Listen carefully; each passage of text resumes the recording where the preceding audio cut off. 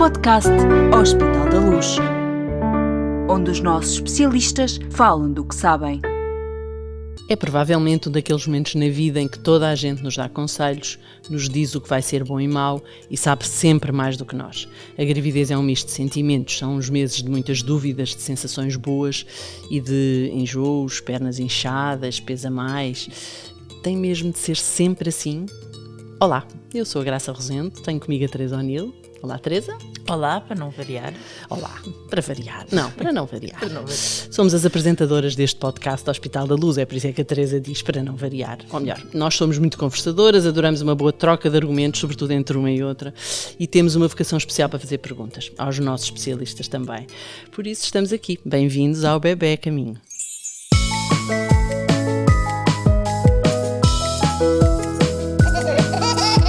Bebê Caminho. Se a gravidez fosse sempre um mar de rosas, não seria necessário fazermos este podcast, não é, Teresa?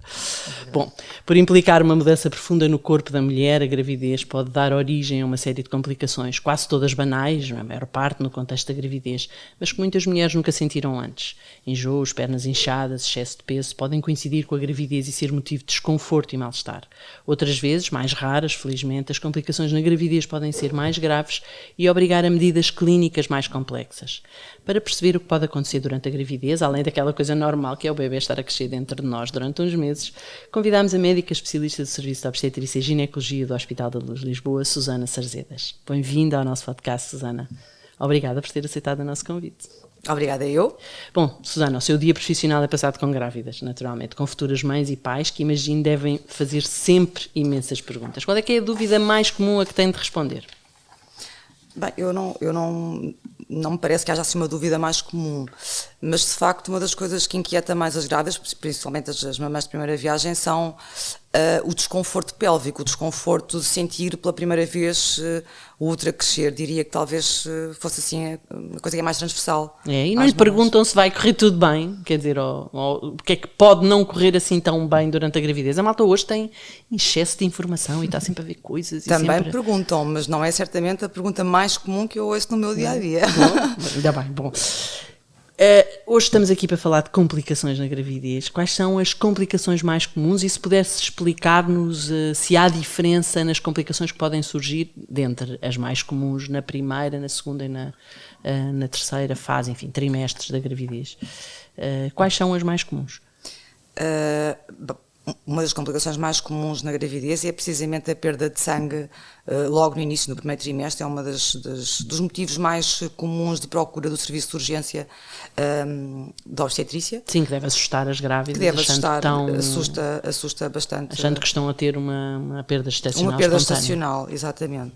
Nem sempre é assim. Pronto, a hemorragia do primeiro trimestre deve ser sempre avaliada clinicamente, mas na maioria das vezes temos um bom desfecho obstétrico, portanto não é necessariamente sinónimo da perda gestacional. Okay. Uma das coisas que temos que clarificar é que o tipo de perda, portanto, a quantidade de sangue que a grávida perde, a própria característica do sangue que perde, se contactar, muitas vezes acontece isso, antes de se dirigir ao serviço de urgência, contacta o seu obstetra e há logo um papel tranquilizador do obstetra perante as queixas e a descrição que a grávida faz da perda que tem.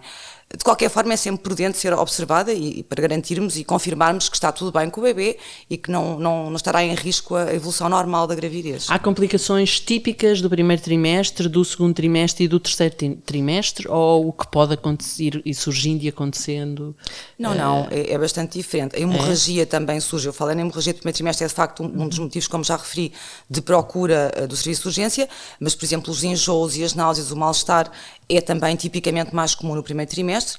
Algumas grávidas mantêm estas queixas para o resto da gravidez, é verdade, mas a maioria não, a maioria ultrapassando as 14 semanas experimentam uma melhoria desses sintomas. A perda hemática, como dizia, também pode acontecer no segundo e terceiro trimestre, aí com alguma preocupação, alguma inquietação nossa maior, porque os motivos clínicos não serão os mesmos, não é? Nós procuramos num primeiro trimestre eventualmente um descolamento coreo-amniótico, mas num segundo ou terceiro trimestre há outros diagnósticos que se nos colocam, não é? Mas também Que é um descolamento, agora vai ter que nos explicar. Exatamente, claro. Palavras caras Isso aqui. aconteceu, Então- deixa-me só dizer, eu fui ver à internet na altura, ou falei com a minha médica, já não me lembro, não se chama nidação, ou processo, não tem nada. Essa também é uma causa comum de sangramento muito escasso logo no início da gravidez. Não era a isso que me referia. Ok. Quando se implanta o saco estacional no útero, pode ocorrer uma pequena perda como sinal de implantação, de nidação.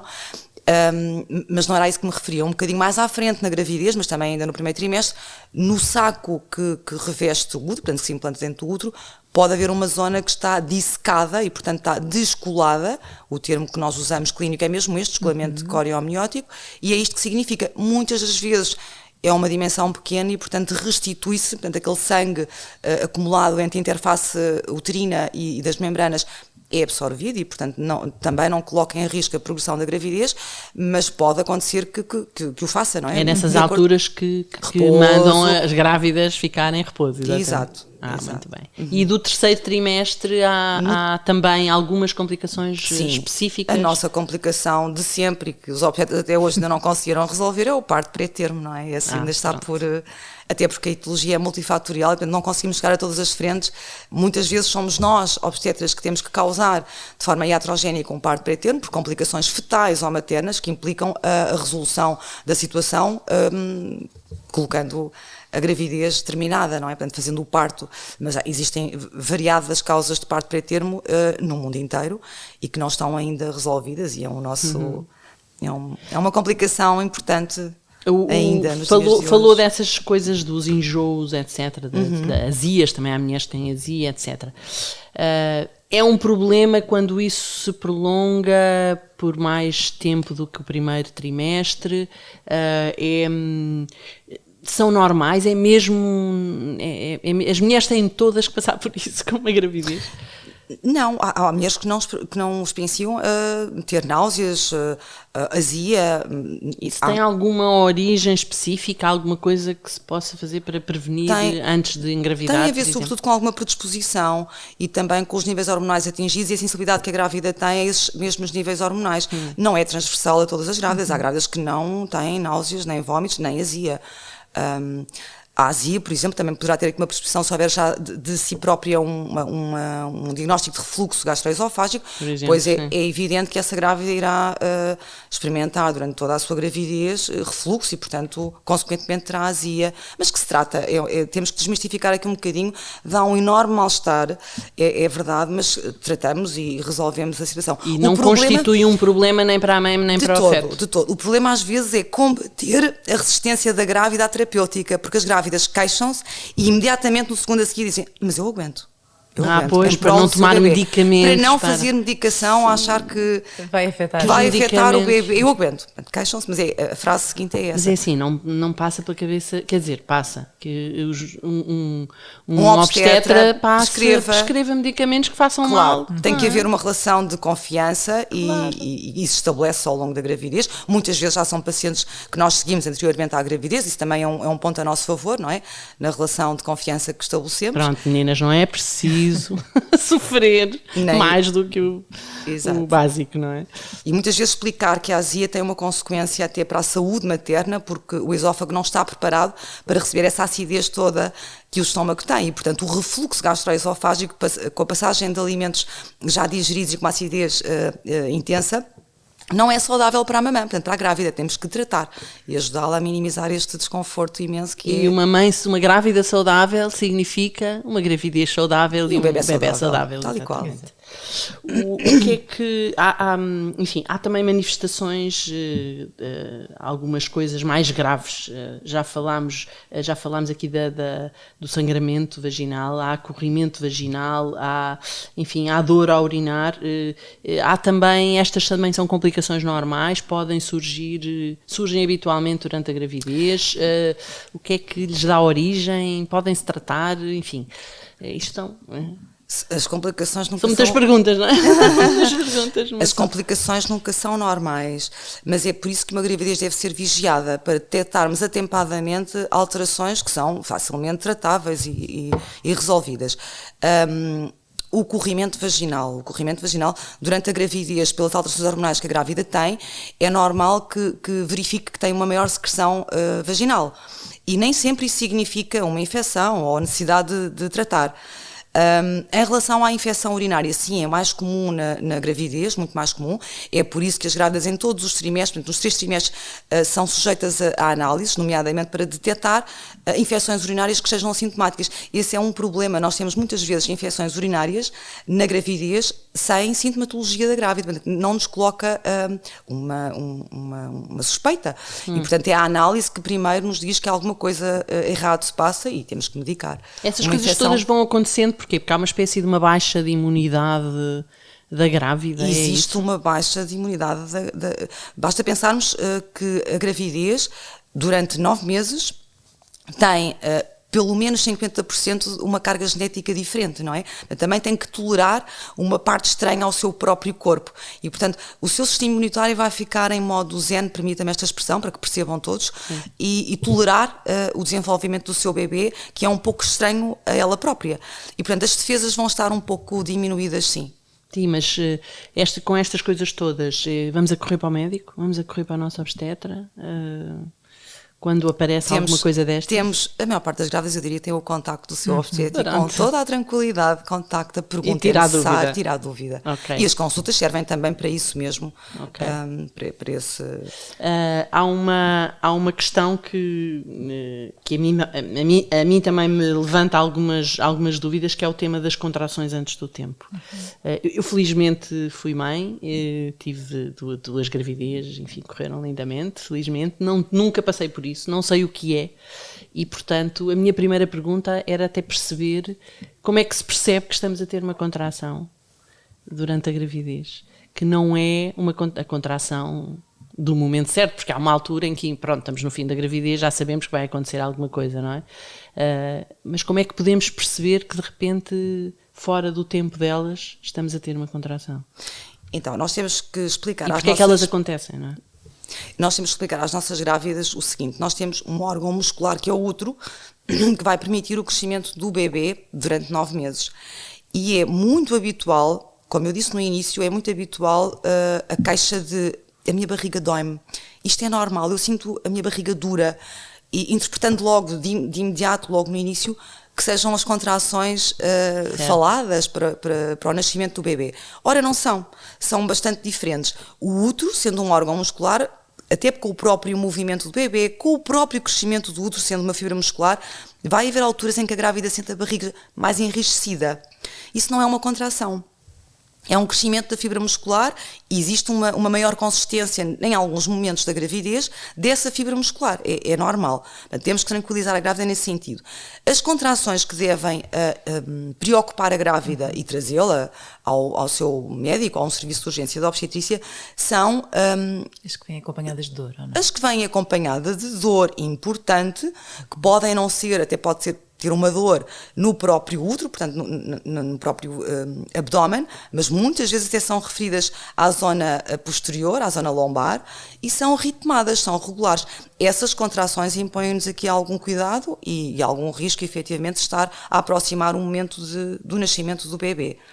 As contrações antes do tempo são, por regra, o quê? Qual é o tempo das contrações antes do tempo?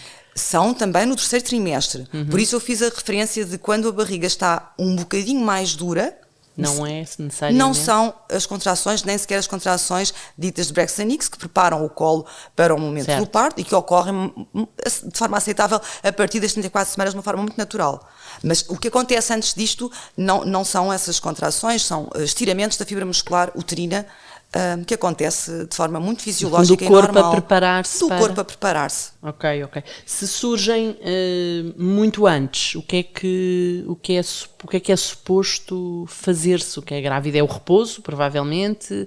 Há algumas medidas, para além de, obviamente, falar com o seu obstetra e saber o que se passa, mas há algumas medidas que existem possa aconselhar ou que possa existem dar algumas indicação? medidas de acordo com a observação clínica da grávida, porque muitas vezes objetivamos que o colo uterino está bem, portanto é um dos pontos muito fulcrais da nossa observação clínica, é determinar se as queixas da grávida de facto já há uma repercussão no colo uterino. Se o colo estiver fechado e com um comprimento normal, comprido, podemos tranquilizar a grávida que o risco de parto prematuro, pelo menos na proximidade, não ocorrerá. Mas, por outro lado, se o colo está encurtado e entreaberto, então esse risco existe e devemos preparar e travar as contrações para que não ocorra um parto tão prematuro quanto isso. Temos medicamentos que são os Mas eu ia lhe perguntar, há medicação envolvida? Existe medicação tocolítica que devemos usar em situações particulares da observação, como referi, e existe também a possibilidade de ajudar o bebê, caso o parto venha a ocorrer de forma prematura, prepará-lo um bocadinho melhor para aquilo que irá ser a sua adaptação à vida extrauterina, com corticosteroides administrados à mãe, à grávida, e que preparam essa resposta respiratória do bebê. E depois existem outras medidas, se o colo realmente for um colo curto, como uma cerclagem uterina, o uso de progesterona aplicada de forma vaginal, o uso de pessário, também definido por alguns autores, que possam ajudar a parar essa evolução, essa progressão que nos parece estar em curso. Sim, Teresa, diz. Não sei, continua. Não, eu ia perguntar agora uma coisa que nós já falámos, até falámos entre as duas, que é o tema do excesso de peso, que é uma coisa muito, enfim, infelizmente hoje bastante recorrente entre as mulheres e as mulheres jovens, e implica o excesso de peso, e uma grávida com excesso de peso, ou uma mulher que acaba de engravidar e tem de facto uma obesidade preocupante. Essa condição implica algumas complicações na gravidez? Claro que necessariamente? Sim. Implica um maior risco na gravidez, começando por um risco maior de diabetes gestacional, começando também por um risco maior de desenvolver uma hipertensão na gravidez, aspectos estes que podem continuar após a gravidez. Repara, a maior parte das nossas grávidas diagnosticadas com hipertensão e diabetes, a hipertensão induzida pela gravidez e diabetes gestacional, não ficam hipertensas ou diabéticas, mas a verdade é que esse é um fator de risco para continuarem com essas duas patologias tão importantes na nossa sociedade. Sim. E tem impacto no bebê, por exemplo? Tem, sim. Tem. A hipertensão pode condicionar um mau crescimento fetal, pode condicionar também um parto prematuro, como eu referi há pouco, por o desenvolvimento de uma pré-eclâmpsia. Seremos nós, obstetras, a determinar que o bebê terá que nascer para tratar a pré-eclâmpsia, é esse o tratamento preconizado. A diabetes gestacional também implica terapêutica e implica possíveis alterações no crescimento e bem-estar fetais e, portanto, são situações de risco materno-fetal, sem dúvida alguma. O outro aspecto muito importante, uma vez que a nossa população de grávidas tem hoje em dia uma faixa etária mais elevada, a faixa etária associada ao excesso de peso implica-nos, obviamente, um risco acrescido de tromboembolismo e, portanto, é outro alerta que os obstetras de hoje, que seguem grávidas com mais de 40 anos, e vamos levar a fasquia dos 35 antigos para os 40 atuais, que temos que estar alerta para acompanhar e minimizar todos estes riscos. Sim, outra das coisas que também há receio é, não tendo excesso de peso antes da gravidez, depois ficar com excesso de peso. Isso é... Essa educação e acompanhamento... E então hoje há muitos... Eu, enfim, já vi grávidas fazendo dietas rigorosíssimas, o que é assustador, porque ficam magérrimas e fico sempre a pensar, meu Deus, aquela criança, como é que vai nascer? Sim, da maternidade nem se percebe que tiveram grávidas. Sim, exatamente. Mas pronto, há aqui um bocado o 8 e 80. É isso. Esse risco é um risco muitas vezes perguntam-nos que peso é que eu devo ganhar ao longo da minha gravidez. Ora, não há um peso certo fixo para todas as grávidas. Nós temos, perante a grávida que está à nossa frente na consulta, dizemos, com base no seu índice de massa corporal, é um cálculo que fazemos com base na altura e no peso avaliado, que peso é que seria desejável para aquela mamã. muitas vezes as grávidas com excesso de peso são aconselhadas a não ganhar peso ao longo da gravidez. Claro, não fazendo disso uma dieta, enfim, sem os devidos nutrientes, como é evidente, mas tentando que não ganhe peso, porque isso é possível, e muitas vezes perguntam, e é possível que eu consiga, que o meu bebê se desenvolva bem e que eu não ganhe peso? Claro que sim. É possível, sim. É? É um bom desafio. Exatamente. Deixa-me só fazer mais uma pergunta que não é uma complicação, mas é complicado para as grávidas, que é o sono. Tem um impacto muito grande no sono na gravidez, no primeiro trimestre, depois no fim outra vez deixamos de dormir, não é? Pelo tamanho que conquistamos e pelo menos comigo aconteceu-me. É uma complicação na gravidez? Podemos considerar que é uma complicação da gravidez? Claro a qualidade que sim. do sono? Claro que sim. Tem impacto na nossa vida, não é? Devemos promover que a grávida descanse minimamente 7 a 8 horas durante a noite. Até porque também as devemos preparar que quando o bebê nascer, esse descanso de 7 a 8 horas durante a noite já era. Vai deixar de existir. E, portanto, eu diria que no primeiro trimestre não é muito habitual que as grávidas se queixem de dormir mal. Muitas grávidas dormem bastante bem. Mas eu dormia era bastante bem. Eu chegava a casa ao fim do dia e aterrava no sofá e dormia durante Também 2 eu, horas. também Dormia uma eu, cesta dormia antes de lindamente. jantar. No Depois fim é que jantava é e ia pior. deitar-se contente outra vez. Não perdia a vontade de dormir. No fim é que é no pior. fim é que uma pessoa deixa de ter qualidade de sono, deixa de conseguir dormir, vai à casa de banho não sei quantas vezes, por isso acaba por ser outro tipo de perda de sono. E a ansiedade, o conforto físico na posição de dormir também é muito importante no terceiro trimestre, tentarmos ajudar a grávida nesse sentido. Em relação ao levantar para urinar, é uma queixa muito comum. E acorda porquê? Eu acordo porque sinto vontade de urinar, mas depois tenho alguma dificuldade em voltar a adormecer, o sono fica interrompido. E de facto é uma pena que no terceiro trimestre não se restabeleça um sono reparador, para que depois, quando o bebê nasce, haja tipo a toda natureza, energia. tipo a natureza a preparar-nos. Nós brincamos com isso, mas na verdade devemos promover o contrário, que é deixar a grávida descansar o mais possível até que o bebê nasça, porque a seguir não descansamos, não é? Eu diria, em relação ao reforço da ingestão de água que todos nós promovemos nas nossas grávidas, tentar ensinar-lhes aqui algumas dicas. Por exemplo, a partir de X horas da tarde não faça a ingestão de água. Tente, sobretudo durante o período da manhã, forçar o seu rim a trabalhar, não é? E depois, a partir de uma determinada hora da tarde, evitar a ingestão de água para que não seja incomodada à noite para ir urinar, coitada, não é? Já bem mais está a posição e o volume uterino e as pernas inchadas, tudo isso que a farão, com certeza, ter uma posição menos confortável durante a noite. Pois, as pernas inchadas pode ter a ver com retenção de líquidos. Também Exatamente. É uma coisa muito comum, uma complicação comum na gravidez, não é? Sim. É. Sobretudo nos meses mais quentes de verão, não é? É verdade, mas E que é uma passa. queixa. E que passa. É preciso pôr as pernas para cima, certo? Não é só as pernas. Caminhar também, não é? Ai, Não é só as pernas para cima. Aqui voltamos outra vez ao peso, não é? Portanto, nós temos na gravidez uma compressão normal com o crescimento do útero de alguns vasos, quer a nível abdominal, quer a nível pélvico, isso vai condicionar o retorno venoso e, portanto, é muito habitual que haja retenção de líquidos na gravidez, sobretudo, e é de forma progressiva que acontecem, ao longo da gravidez e, portanto, sobretudo no terceiro trimestre. Mas também, se uma grávida tem excesso de peso, o retorno venoso será feito de uma maneira mais ineficaz, não é? Claro. E depois, os outros aspectos, uma tendência da própria mulher já a ter uma insuficiência venosa, derrames, varizes, tudo isso vai condicionar bastante o retorno venoso.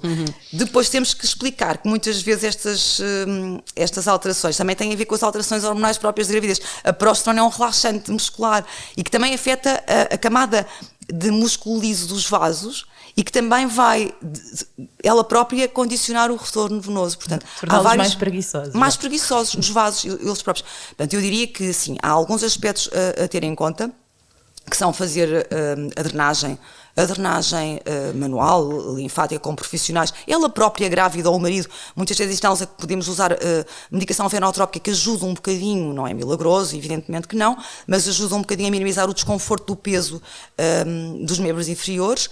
A caminhada acionarmos os nossos próprios músculos vai ajudar-nos a fazer o retorno nervoso. Isso é muito importante. Não deixar a grávida inativa, não é? Certo. A atividade física aqui, neste aspecto, é extremamente importante, saudável e vai fazê-la sentir-se melhor.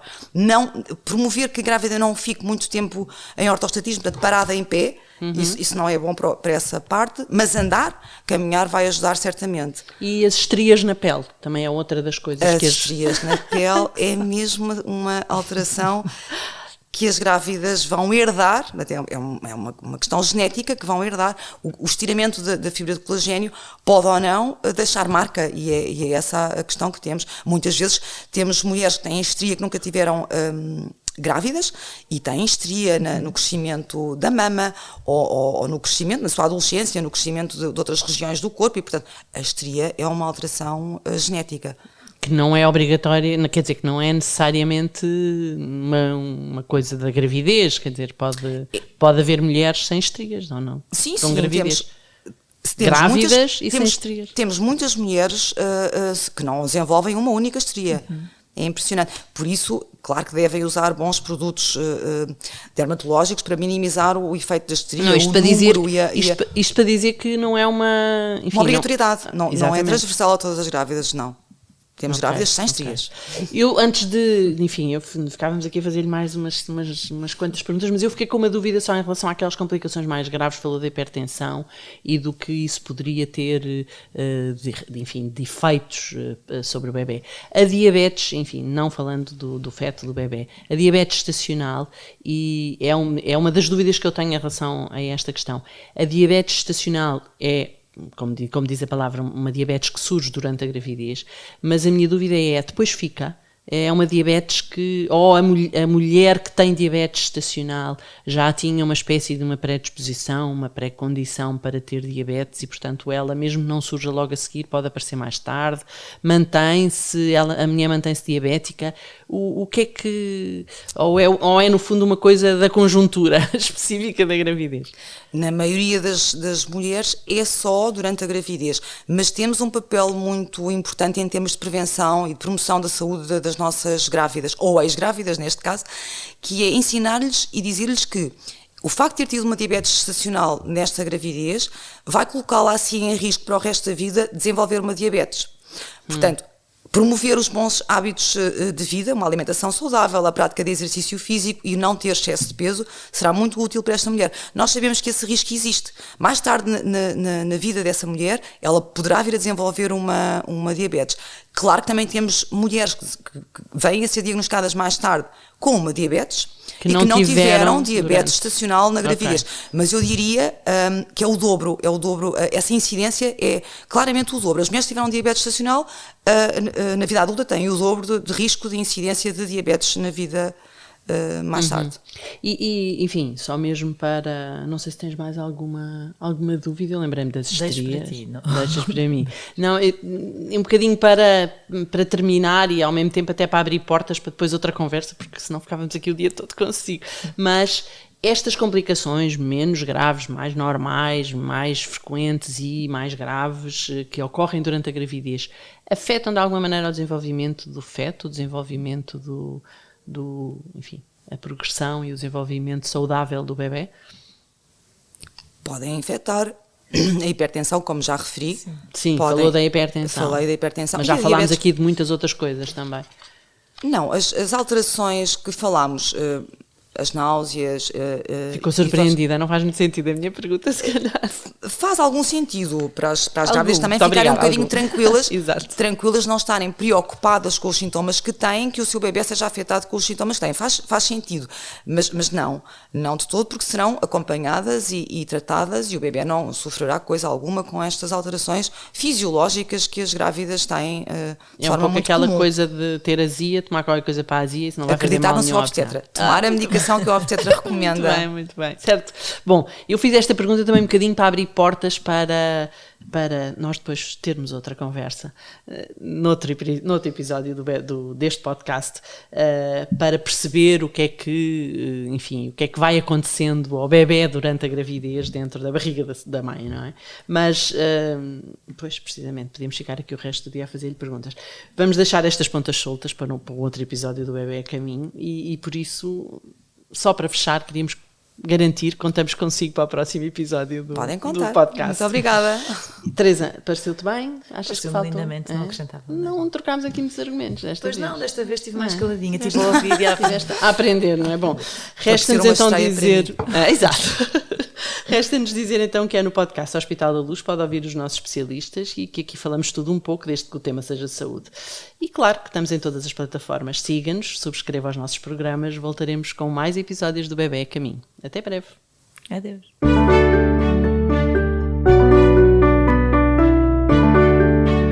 Podcast Hospital da Luz, onde os nossos especialistas falam do que sabem.